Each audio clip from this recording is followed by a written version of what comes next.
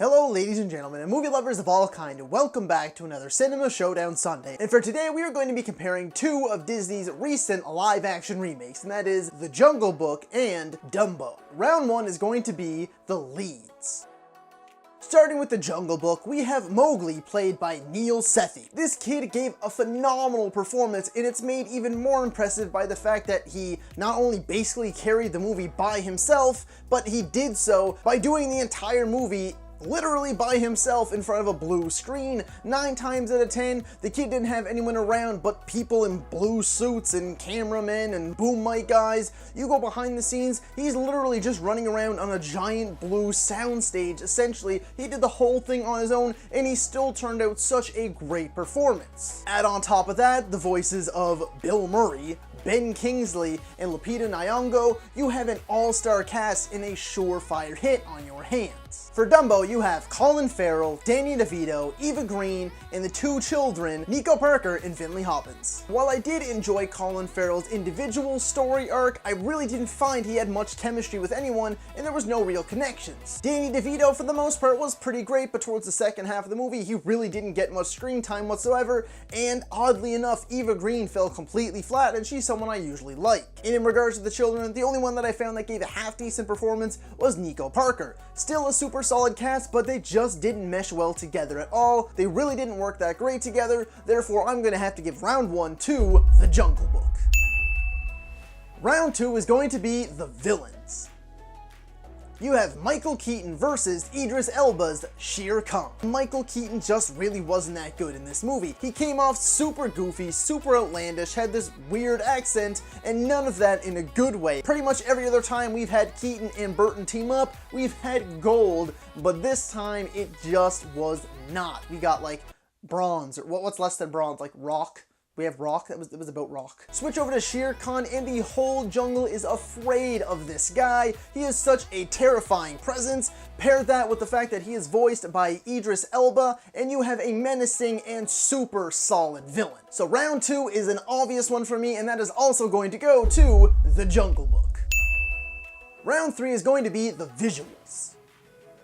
For Dumbo, it looks more like a cartoon come to life. In some aspects, that's great, in others, not so much. Dumbo himself does look great, very lifelike, and super adorable, while the rest of the visuals are very hit or miss. Some of the circus sequences look great, other times it just doesn't blend well together at all, and it pulls you right out of the entire experience. Switch over to The Jungle Book, and it is set in real life, and it looks like real life. Hot damn, the visuals in this movie are good enough to win at the Oscar, and also good enough for it to win this round. Round three, ladies and gentlemen, is also going to go to The Jungle Book.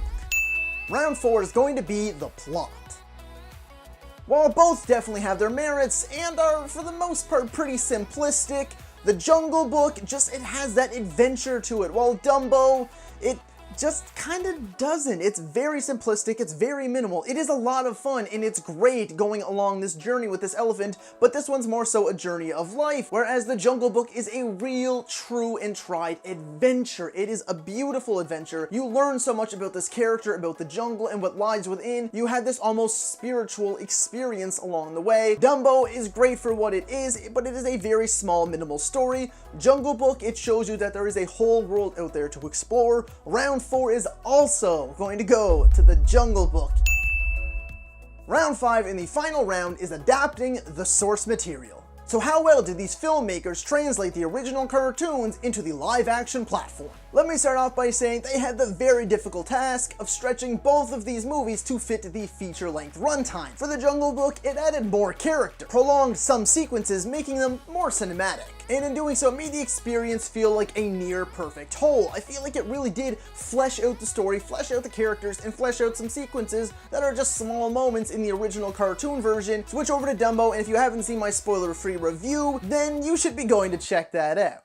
In all seriousness though, you should know that one of my biggest gripes with this movie, the new live action one, was that it was way too long, and it shows. It's only an hour-long tale, that's it, because what they added into this movie, almost adding a full hour onto it, it became so by the numbers that you just felt bored at times. It just became generic Disney stuff, but like not the good generic Disney stuff, just very generic, unoriginal, uninspired Disney stuff. Just bad guy does this, good guy does that, and this is gonna happen next, that's gonna happen next, big ol' shebang, and that's the end of the movie, and that's exactly what happened. So if you didn't know already, guys, the fifth and final round is also going to go to the winner, and who will be donning the crown this Cinema Showdown Sunday is going to be The Jungle Book.